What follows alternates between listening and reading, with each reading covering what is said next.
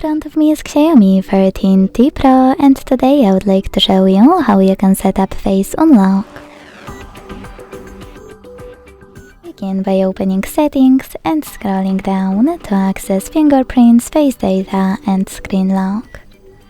Then tap on face unlock, enter your current login method and hit start. Now wait 5 seconds to select next in attention pop-up, keep your face in frame and follow all of the instructions from your screen. Now name your face data and tap on done.